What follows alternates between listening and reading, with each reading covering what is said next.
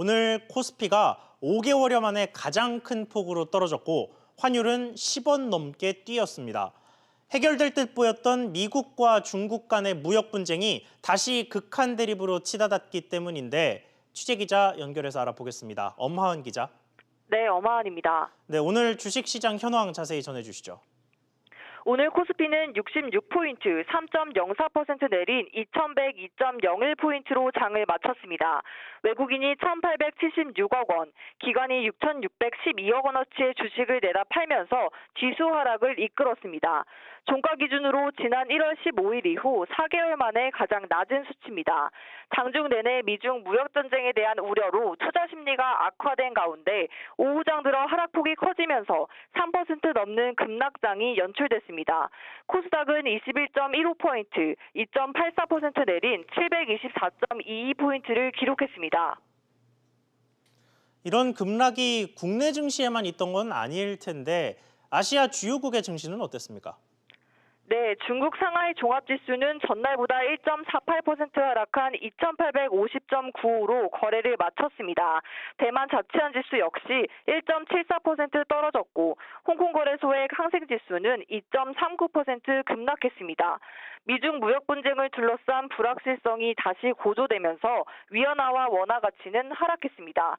달러 대비 위안화 환율은 지난 1월 이후 넉 달 만에 가장 높은 수준으로 올랐고 원달러 환율은 전날 종가보다 10원 40전 오른 1,179원 80전에 마감했습니다. SBS CNBC 엄하은입니다. 보신 것처럼 미중 무역 협상이라는 돌발 악재가 또 우리 증시를 짓누르고 있습니다.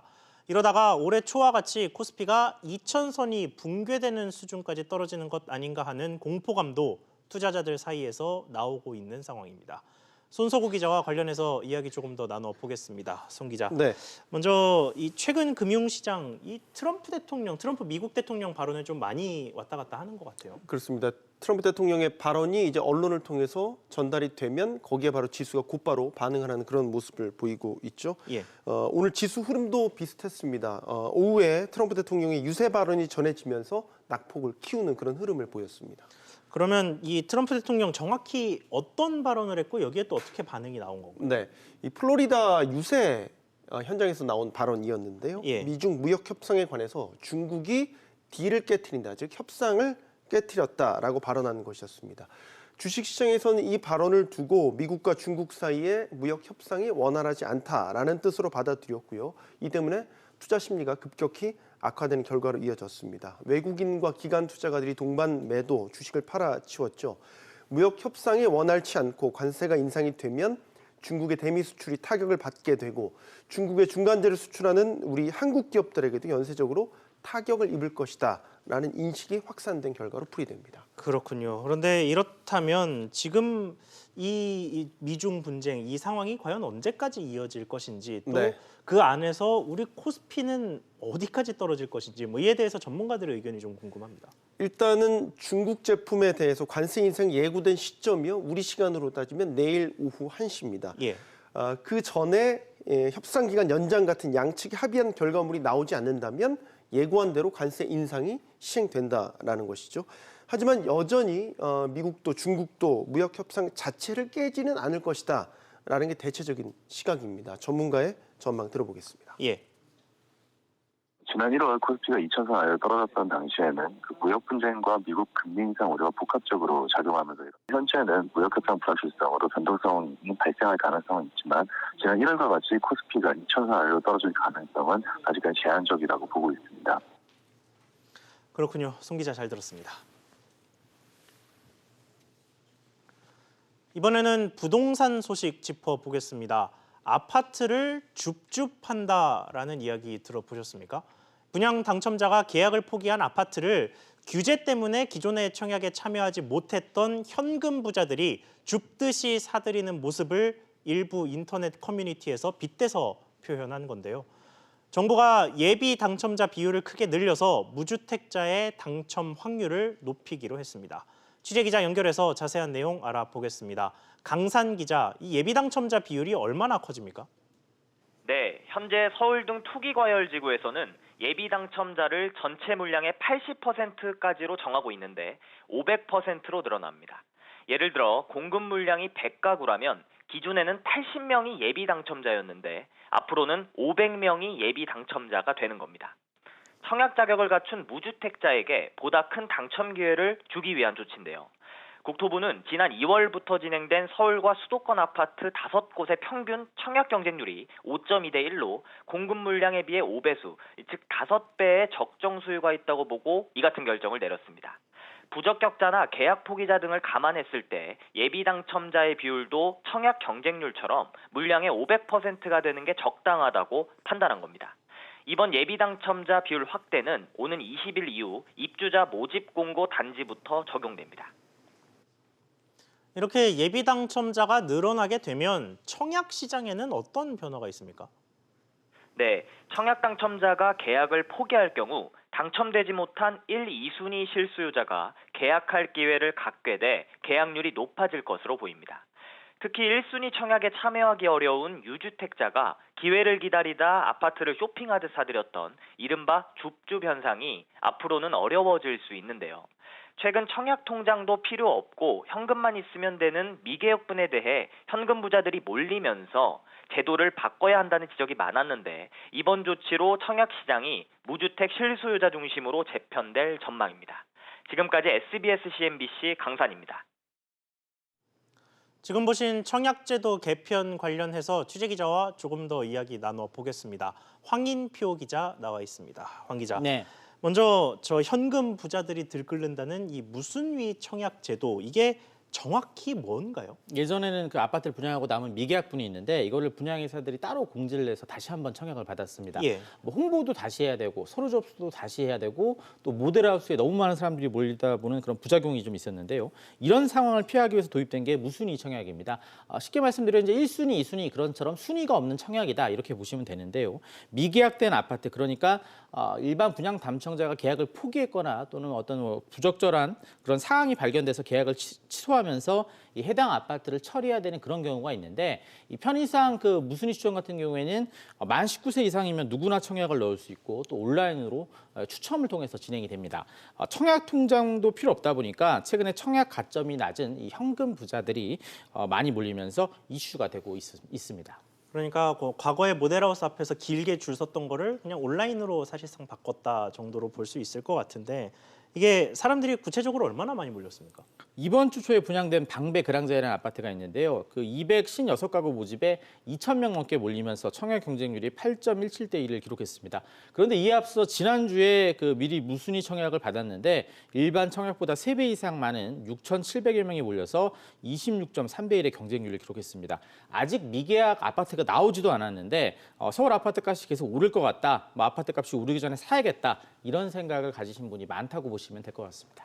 그렇군요. 근데 이런 상황이 이제 앞으로 예비 당첨자 비율을 크게 늘리면 다소 해결될 수 있다, 이런 얘기인데, 그러면 무주택자들이 좀 최대한 아파트를 많이 가져가겠다 하는 거니까 실제로 좀 무주택자들의 청약이 늘어날까요? 꼭 그렇지는 않을 것으로 예상이 되는데요. 예. 일단 서울 아파트 분양가가 많이 올라갔습니다. 지난해에는 주변 시세보다 낮게 분양해서 이제 몇억 원씩 시세 차익을 볼 수 있다 보니까 많은 사람이 몰렸는데 올해는 상황이 좀 다릅니다. 주변 아파트 단지와 가격 차가 거의 없어져서 좀 이 분양 아파트의 매력이 많이 떨어졌다, 이렇게 보시면 될 것 같은데요. 이 전문가 얘기도 들어보시죠. 예. 무주택자들의 당첨 확률은 높아지겠지만 서울 분양가가 여전히 고공비행을 한다면은 지난해처럼 청약 경쟁률이 뜨겁지는 않을 것으로 예상이 됩니다. 특히 서울 강북에서 9억 원 이상 되는 아파트 분양도 늘었는데 이 9억 원은 정부에서 보는 고가 아파트 기준이라서 중도금 대출이 안 됩니다. 대출 규제를 풀어주자, 이런 목소리도 나오지만 우리 경제의 내관인 가계빚이 급증할 가능성이 있기 때문에 이 대출 규제가 좀 완화될 것 같지는 않고요. 이번 조치로 어쨌든 무주택자의 당첨률이 올라갈 것으로 보입니다. 그렇지만 청약에 있어서 가장 중요한 건 결국 이 본인의 자금 사정이라는 게 이 전문가들의 의견입니다. 그렇군요. 황 기자 잘 들었습니다. 한진그룹의 차기 총수 선정을 둘러싼 기류가 심상치 않습니다. 3남매 사이 갈등의 골이 깊은 것 아니냐는 관측도 나오고 있는 상황인데요. 여기서 고 조양호 회장의 부인 이명희 전 이루재단 이사장의 역할이 중요하다고 하는데 무슨 내용인지 안지혜 기자가 전해드립니다. 고 조양호 한진그룹 회장은 별세 전 가족들에게 마지막 인사를 남겼지만 가족들끼리 잘 협력해서 사이좋게 이끌어 나가라고 말씀하셨습니다. 지분 배분과 관련한 유언장을 남겼는지는 아직까지 확인되지 않고 있습니다. 유언장이 없다면 가족들 지분 상속은 민법 규정을 따르게 됩니다. 부인인 이명희 씨와 나머지 자녀 셋이 고 조양호 회장의 한진칼 지분을 각각 1.5대 1대 1대 1의 비율로 나누는 겁니다. 이 경우 이 씨는 5.95%, 3남매는 각각 3.96%씩을 물려받게 됩니다. 문제는 이렇게 지분이 분산될 경우 2대 주주인 행동주의 사모펀드 KCGI의 공세에 취약해질 수 있다는 겁니다. 어머니 이 전 이사장의 역할에 관심이 쏠리는 이유입니다. 이 전 이사장과 두 딸이 상속을 포기하면 조원태 회장의 지분은 최소 20.18% 이상으로 올라갑니다. 지분 14.98%를 가진 KCGI와의 격차를 더 벌릴 수 있습니다. 혹은 두 딸들이 그대로 지분을 승계해도 조원태 회장에게 주주권을 위임하면 주주총회 표대결에선 승기를 잡을 수 있습니다. 하지만 어머니의 조정이 실패한다면 두 딸이 KCGI와 손을 잡는 경우의 수도 배제할 수 없습니다. 복잡한 상속 셈법 과정에서 이 전 이사장의 무게감이 커지고 있습니다. SBS CNBC 안지혜입니다. 최근 삼성전자가 시스템 반도체 육성에 133조 원을 투입해서 세계 1위에 오르겠다는 포부를 밝힌 바 있죠. 이 첫 목표를 스마트폰이나 차량용 카메라 등에 탑재되는 이미지 센서 부문으로 잡았습니다. 이 부문 세계 1위는 일본의 소니입니다. 정윤형 기자가 보도합니다. 이미지 센서는 빛을 디지털 신호로 바꾸는 시스템 반도체입니다. 삼성전자가 첫 이미지 센서 제품을 양산한 건 2002년부터입니다. 휴대전화 카메라에 이점을 갖고 있는 삼성전자는 이 분야 세계 시장 점유율을 20%까지 끌어올렸습니다. 하지만 넘을 수 없는 벽이 있었습니다. 일본의 소니입니다. 소니는 캠코더와 디지털 카메라의 강점을 이용해 세계 시장 점유율 50%를 차지하고 있습니다. 삼성전자가 이런 소니를 뛰어넘겠다고 선언했습니다.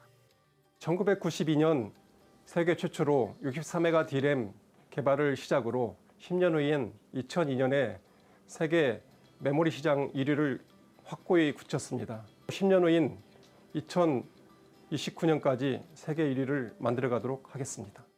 무기는 업계 최초로 개발한 스마트폰용 6,400만 화소 이미지 센서입니다. 삼성전자는 5G 시대가 열리면서 고해상도 이미지 센서 수요가 더 증가할 것으로 예상하고 후속 개발에도 박차를 가할 계획입니다. 스마트폰 같은 경우는 과거에 카메라가 하나씩 들어있었지만 최근엔 2개, 3개, 심지어는 5개까지 탑재되는 경향이어서요. 스마트폰 한 대당 들어가는 카메라, 즉 이미지 센서의 수량이 빠르게 증가할 것 같고요. 자율주행차 같은 경우에도 최소한 5개 이상의 카메라가 필요합니다. 시스템 반도체에 133조 원 투자 계획을 밝힌 삼성전자는 이번에 이미지 센서를 시작으로 시스템 반도체 각 분야를 공략하기 위해 세부 대책을 하나둘씩 내놓을 예정입니다. SBS CNBC 정윤영입니다. 감사원이 서울시 자치구의 금고 선정과 관련해서 전방위 고강도 감사를 벌이고 있는 것으로 확인됐습니다.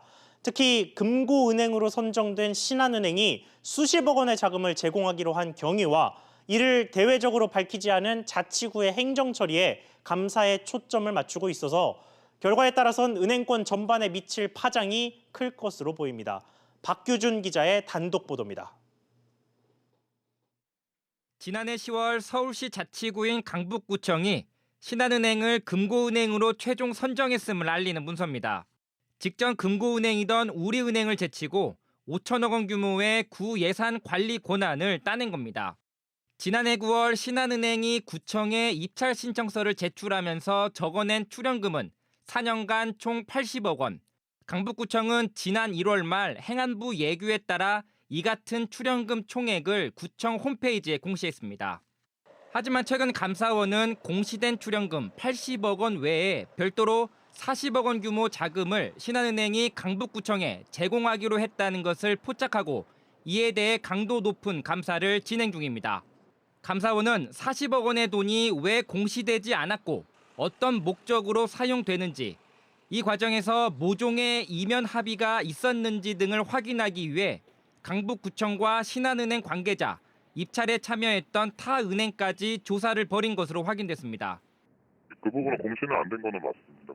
별도의 어떤 이행 계약이나 이면 협의나 어떤 합의라든지 이런 것들의 가능성도 가능성이 좀 있다고 봐서 저희가 일단 조사를 지금 하고 있는 상황이고요.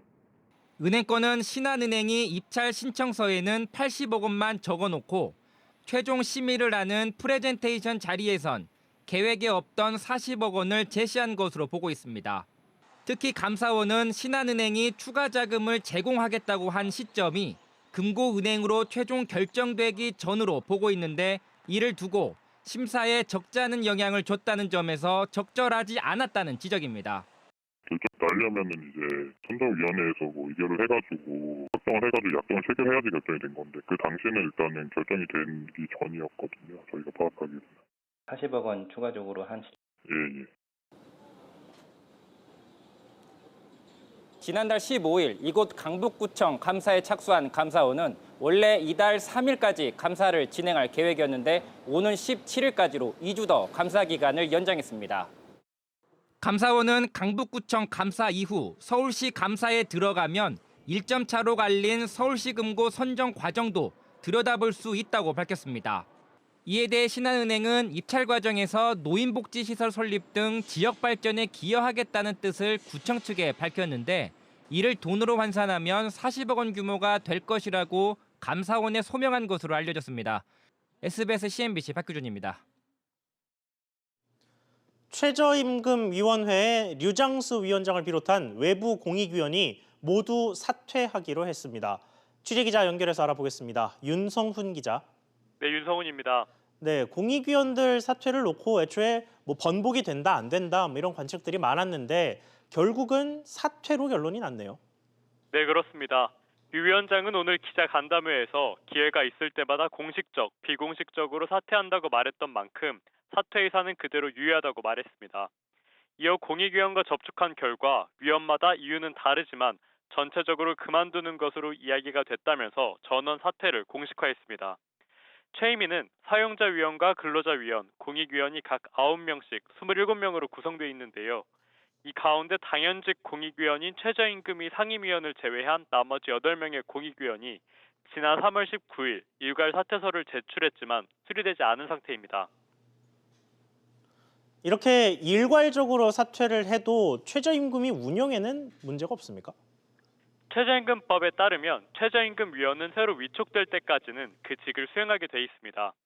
다만 이들이 모두 사퇴 의사를 굽히지 않고 있어 내년도 최저임금 심의에는 참여하지 않을 전망입니다. 앞서 류 위원장은 어제 운영위를 열고 5월 말 전원회의를 열어 내년도 최저임금 심의 안건을 의결하고 본격 심의에 착수하기로 결정했었는데요. 고용노동부는 조만간 신임 공익위원 위촉 절차에 착수할 것으로 알려졌습니다. 지금까지 SBS CNBC 윤성훈입니다. 이제 관심사는 최저임금 결정이 제대로 이루어질지 여부입니다. 장가희 기자와 이야기 조금 더 나눠보겠습니다. 장 기자, 먼저 위원장부터 공익위원들까지 모두 그만두겠다고 했는데 이렇게 되면 최저임금위원회는 제대로 운영이 될 수 있습니까? 네, 그렇습니다. 공익위원 8명이 사퇴를 하더라도 최저임금 심의나 의결은 가능합니다. 최이민은 근로자위원과 사용자위원은 각 3분의 1 이상 출석을 요구를 하고 있지만 공익위원은 여기에 해당이 되지 않기 때문입니다. 회의를 진행해야 될 위원장이 공석이지만 고용부 장관이 고용부 당연직 임승순 상임위원을 위원장으로 지명을 하면 회의는 가능합니다. 다만 노사만으로 최저임금 심의를 진행하게 되면 위원회 운영이 원만하게 진행되기는 사실상 좀 불가능하기 때문에 공익위원과 위원장을 뽑아야 하는 상황입니다. 그렇군요. 이 이원화 부분과 관련해서 일단은 기존 방식대로 내년도 최저임금을 정해야 되는데 이게 일정상의 무리는 없습니까? 네, 이 최저임금 고시기한은 매년 8월 5일인데요. 내년도 최저임금 결정은 이 행정 절차 기간 약 20일 정도를 감안을 하면 7월 중순까지는 마쳐야 법적 효력이 인정이 됩니다. 5월 말에는 전원 회의를 열 계획인데 만약 이 공익위원 위촉이 늦어지는 등 차질이 빚어지게 되면 전반적으로 일정이 빠듯하고 심의도 좀 혼선이 불가피하다 이렇게 전망이 나오고 있습니다.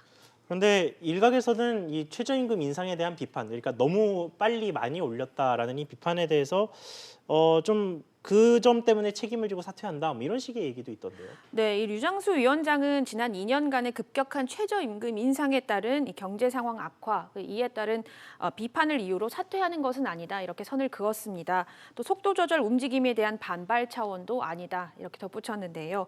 현재로서는 최근 2년간 큰 폭의 인상폭을 감안을 하면 이 한 자릿수 인상에 그치지 않겠느냐라는 게 대체적인 전망입니다.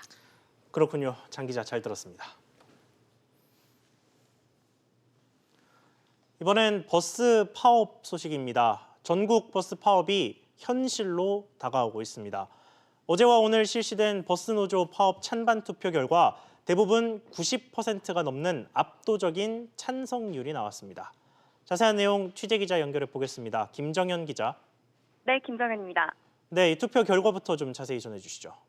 네, 전국 자동차 노동조합 연맹은 조금 전 6시 투표를 마무리하고 개표 결과를 공개했는데요.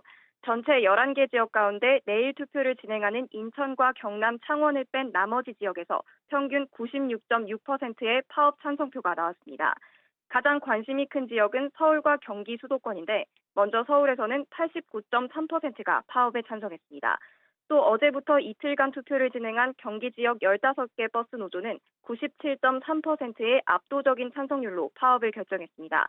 만약 오는 15일 자정까지 조정이 결렬되고 실제 파업까지 이어진다면 서울 7,500여 대를 포함해 수도권에서만 8,000대 이상이 운행을 멈추면서 큰 혼란이 예상됩니다. 이 밖에 앞서 투표를 마친 부산과 광주, 대구 등 주요 지역에서도 90%가 넘는 높은 찬성률이 나왔는데요.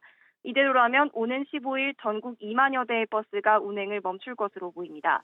자동차 노동조합 연맹은 내일 긴급 대표자 회의를 열어 파업과 관련된 전략과 일정 등을 논의합니다. 그러면 정부와 지자체는 어떤 대책을 마련 중입니까? 네, 각 지자체별로 비상수송 대책 마련에 비상이 걸린 모습인데요. 하지만 전세버스 투입 등 대체 운송편 마련 외에는 뾰족한 해법은 없는 상태입니다. 오늘 오후에 김정열 국토부 차관이 전국 17개 시도 부단체장을 불러 간담회를 열었는데요. 정부와 지자체 대원만으로 모든 부담을 해소할 수 없으니 그간 동결됐던 버스 요금을 현실화할 필요가 있다고 말했습니다.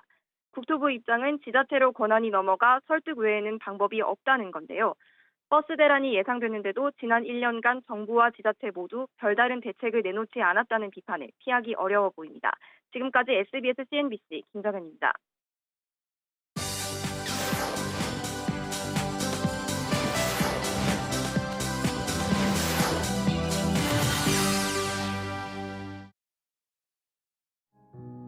지난 기억을 열듯 책장을 뜯자 치매를 앓던 할머니가 있습니다. 택시를 몰던 아버지, 7명의 대가족이 부대끼며 살았던 비좁은 아파트. 연극 무대에 한편의 자서전이 펼쳐집니다. 태양의 서커스와 니벨롱의 반지 등을 연출한 세계적인 거장 로베르 르바주가 12년 만에 한국을 찾았습니다. 이번에는 배우로서 자신의 이야기를 풀어냅니다. 어린 시절을 보낸 캐나다 퀘벡 머레이가 887번지에서의 추억을 연극 무대로 옮겼습니다. 현대 연극의 경계를 허문 천재 연출가라는 수식어답게 예술과 기술을 넘나드는 창의적인 무대 연출이 눈길을 끕니다. 마술 공연이 처음으로 예술의 전당 무대에 오릅니다. 마술사 이은결 씨는 헬리콥터가 무대에 등장하는 초대형 마술 퍼포먼스 더 일루션을 선보입니다. 미디어 아트와 드로잉, 마임 등 22년 마술 내공을 집약한 이번 공연은 2010년 초연 이후 100만 관객을 끌어모으며 마술 장르의 영역을 넓히고 있습니다. 종교가 절대적인 진리였던 시대에 갈릴레오 갈릴레이는 이에 반하는 진실과 마주합니다. 태양이 지구를 맴돈다면 풀 수 없는 문제들 지금까지의 계산이 틀렸다. 지동설에 대한 진실을 쫓는 갈릴레오와 케플러, 두 학자의 여정을 그린 창작 뮤지컬 시데레우스가 처음으로 관객과 만납니다. 갈릴레오가 쓴 시데레우스 눈치우스 별의 전령이라는 뜻의 책 제목에서 따왔습니다. 우주에 있는 듯한 느낌을 살리기 위한 무대 연출과 4인조 라이브 밴드 연주가 극의 몰입감을 높입니다. SBS CNBC 윤선영입니다.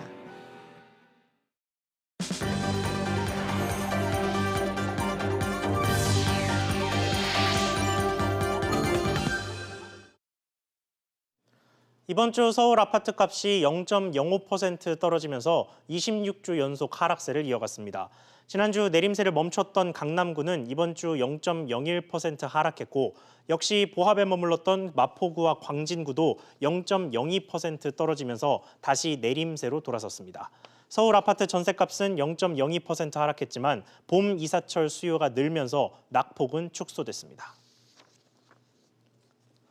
한국은행이 현재 금융 상황이 여전히 완화적이라고 평가하면서 금리 인하에 신중한 입장을 나타냈습니다. 한은은 통화신용정책 보고서에서 성장세 회복이 이어지고 물가 상승률이 목표 수준에서 안정될 수 있도록 완화적 정책 기조를 유지하면서 통화정책을 운용했다고 밝혔습니다.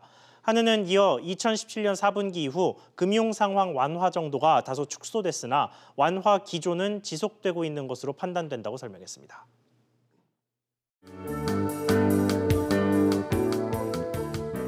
안녕하세요. K웨더 라이프스타일 예보 김단비입니다. 현재 전국 대부분 지역에 건조특보가 발효 중입니다. 여기에 강원 산지와 강원 동해안에는 강풍특보가 내려진 가운데 오늘 오후까지 시간당 순간풍속 45km 이상으로 매우 강한 바람이 불겠습니다. 바람은 오늘 밤부터 차차 잦아들 것으로 보이지만 내일도 곳곳으로 건조특보는 계속되겠습니다. 계속해서 불씨 관리 잘해주시기 바랍니다. 한편 내일 중부와 경북을 중심으로 미세먼지 농도가 짙겠습니다. 여기에 한낮에는 강한 햇볕이 내리쬐며 자외선 지수와 오존 농도 모두 나쁨 단계가 예상되는데요. 가급적 불필요한 외출은 자제하시는 게 좋겠습니다. 중부지방 서울의 아침 기온 13도, 낮 기온 26도로 오늘보다 기온이 더 오르겠고요. 일교차가 매우 크게 벌어지겠습니다. 동해안 속초와 강릉은 13도에서 시작해 한낮에는 24도까지 오르겠고요. 울진의 낮 기온은 21도가 되겠습니다. 남부지방 대구와 광주, 전주는 한낮에 기온이 30도 가까이 오르며 다소 덥게 느껴지겠습니다. 당분간 맑은 날들이 계속되면서 대기의 건조함이 점차 확대되겠고요. 기온은 점점 더 올라 초여름 날씨를 보이겠습니다. 날씨였습니다. 오늘 저희가 준비한 소식 여기까지입니다. 시청해주셔서 감사합니다.